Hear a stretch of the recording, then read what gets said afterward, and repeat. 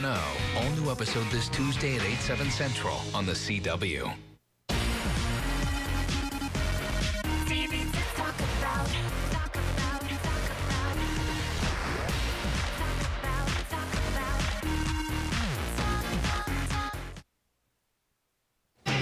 Live on the Capital Region CW. The CBS 6 News 10 at 10. Another day, and yes, another allegation against Governor Patterson, this time involving World Series tickets. I'm Dory Marlin, and we have more on that and the rest of your top stories here, all in 10 minutes. And first, we want to get to your weather. So right now, let's head over to Chief Meteorologist Steve LaPointe. He has your 10-second forecast. Steve. All right, Dory, a lot of clouds around on your Thursday, but like the past couple of days, they'll probably thin out. So we'll see at least some intervals of sunshine. It's a windy day with temperatures in the upper 30s. Well, the hits do just keep on coming for Governor Patterson. Now he is accused of taking free World Series tickets and then lying about it under oath. The Commission on Public Integrity says the New York Yankees gave the governor 5 tickets to Game 1 of the World Series worth $425 apiece. The commission's report says that Patterson testified under oath that he intended to pay for the tickets, but he never did. Tonight, the governor continues to defend himself, saying once the facts come out, he will be cleared of all charges. Harry Corbett is now the former superintendent of the state police. Corbett officially retired from his post at the end of business today. That after making the abrupt announcement last night. The AG's office is investigating the state police's role and also the governor's in contacting a domestic violence victim who says that she was assaulted by a top Patterson aide. Deputy Superintendent Pedro Perez will now serve as acting superintendent. One person who thinks that Patterson should resign if these allegations are true, Rick Lazio. Tonight, the Republican candidate for governor made a stop in the Capital Region. Lazio was at the Glenn Sanders mansion in Scotia, where he addressed the Schenectady County Republican Party. He talked about making New York more affordable and also about creating jobs here. Well, facing his own wide-ranging ethics investigation, New York Congressman Charlie Rangel decides to step down as chairman of the powerful House Ways and Means Committee, at least temporarily. Rangel says that he didn't want his problems to hurt the election chances of his fellow Democrats.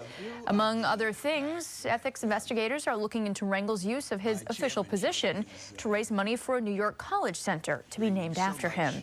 Tonight, a full jury and 2 alternates have all been selected in the Stephen Rossi trial, but jury selection at the Schenectady County Courthouse not done just yet. The jury consists of 6 men, 6 women, and the 2 alternates thus far, both are men. Jury selection continues tomorrow at 9 in the morning with 2 more alternates needing to be picked. A potential witness list also was read today in court. And Schenectady police investigating a stabbing tonight that happened just before 4 o'clock today near the Stewarts at the intersection of Broadway and Fairway Avenue. Police say the victim got into an argument with 2 suspects there, and eventually he was stabbed 4 times in the back. He was transported to Albany Medical Center, where he remains tonight. His age and condition, both still unknown at this time. And a Schenectady police officer involved in an accident tonight that happened before 7 o'clock on Lafayette Street. The officer was responding to a call when police say that his view was obstructed, and he then struck a vehicle while making a turn. Both cars sustained just minor damage, and the officer was not injured. The driver of the other car did suffer some minor injuries, but no tickets were issued in that case. A strong aftershock to Chile's deadly earthquake caused a brief panic in the city of Concepcion today. Some residents started running for higher ground when they felt the aftershock to Saturday's massive quake. However, no tsunami warning was issued. No injuries or damage have been reported. Meanwhile, soldiers line the streets of that city, and they're enforcing a curfew and also questioning people at checkpoints due to mass looting there. In California, a registered sex offender is now charged with murdering a missing 17-year-old girl. The suspect was arraigned on the new charges today, 2 days after he was booked on suspicion of rape and murder. A body believed to be the teen's was discovered in a shallow grave yesterday. The body has not yet been positively identified, but sheriff's deputies say that there is a strong chance that it is that of Chelsea King. Well, Captain Chesley Sully Sullenberger has now flown his final flight. The pilot responsible for the Miracle on the Hudson announced today that he is retiring after 30 years. He says that he plans to spend some of his time pushing for more flight safety. His last flight landed in Charlotte this afternoon, and a private ceremony with his fellow pilots and other U.S. Airways employees then followed. And an air traffic controller at New York's John F. Kennedy Airport has been suspended for letting 2 children radio instructions to several pilots. The FAA says that the kids did this over a 2-day period back in the middle of February. The first night, the controller brought his young son to work, and he let him radio messages. And the FAA says the controller then brought a different child in the next day. The controller and a supervisor have both been placed on administrative leave while the FAA continues its investigation. Well, keep it here because Steve is going to be back here in 90 seconds, and he has your full forecast. Step is more important in a child's education than the first one. Albany's public schools offer full-day pre-kindergarten that starts children off on the right foot. Apply throughout March for the district's new pre-kindergarten lottery. To find out more, visit our pre-K kindergarten blast on Saturday, March 6th at Schuyler Achievement Academy. Nothing substitutes coming to school and being around other children. He's eager, very eager, and he really wants to be here. Log on or call today. All right, looking at your Thursday weather, we're talking about a pretty decent day in here. Maybe a flurry in a couple of spots early in the morning, otherwise I'm expecting dry conditions. A lot of clouds around as an old storm will be slowly moving off the coast, but some intervals of sunshine will make their way in.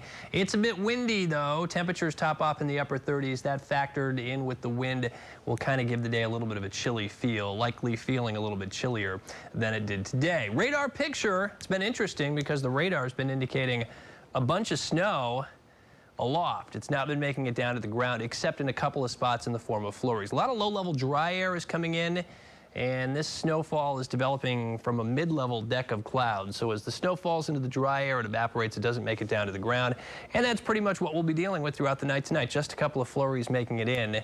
And aside from that, that is about it. Big storm, though, sitting off the coast. It's a powerful low-pressure system, which is why the wind has steadily been increasing. And as it slowly makes its way out over the next 24 hours, the tight pressure gradient will mean a windy day for us on Thursday. And all of this mixed rain and snow that's hugging the coastline again is pretty much going to stay there or move further away as the low tends to track out. A lot of dry air, western New York, western Pennsylvania, some dry air here across southern Canada. Eventually all works its way in. Mid and high level clouds through Thursday. And then by Friday and Saturday, I think we're back over to fairly bright conditions and temperatures will start to warm again. That happens in March with the increased sun angle. You just need the sun to come out and temperatures respond. Tomorrow, though, with the high, thin clouds, it won't be a bright blue sky kind of day. But again, the clouds thin, so we'll see some intervals of sunshine. Brightest weather Adirondacks, where in fact it will likely be a mostly sunny day. 40 for Saugerties, 38 for Albany, Saratoga, Pittsfield 36. Upper 30s for Amsterdam, with Oneonta topping off around 37 degrees. Again, the wind is strong. It's out of the northwest, gusting 15 to at times 25 miles per hour, so there will be a little bit of a wind chill. But aside from that, we're in pretty good shape. Then on Friday, still breezy, but brighter temperatures in the upper 30s and a bright, pleasant Saturday. Wind will drop off to 42 for the high. Sunday, 43 will cloud it up. Yesterday, I had some mixed rain and snow showers in the forecast for Sunday. I pulled them. I think if we get any, they'll hold off until after dark. So we're looking at a dry weekend. Monday, a couple of mixed rain and snow showers, 43, and it may be a little bit active in here Tuesday into Wednesday. Some sign that will be affected by some sort of a weather system, probably a mix of some rain and snow with temperatures in the upper 30s. But why worry about that when we've got some nice days coming up and a pretty good looking weekend, Dory, with temperatures between 40 and 45. Yeah, overall, I still say that it's a good-looking week for now. Thank you, Steve. In the B block tonight, it's a bird, it's a plane. No, it's the Texas Giant. The landmark roller coaster in Arlington's Six Flags theme park has been under renovation since 2009. But today, the progress was shown off to the press, and they are calling this a new hybrid coaster, combining the best of a wooden coaster with the best of a steel coaster. That ride is not going to be ready, though, for passengers until 2011. So, hey, we have a while to see the pictures of it. If you're still not ready for bed, join us for a full half hour of news, weather, and sports at 11 o'clock on CBS 6. And if not, then find us here tomorrow night at 10. We hope you have a good night. Residential Specialist Vinyl Shield Siding has a super premium rating, and our form-fitting insulation qualifies for energy tax credits. Call today and buy one side, take the next side free. Plus, we'll match the tax credits instantly up to $1,500. This sale is not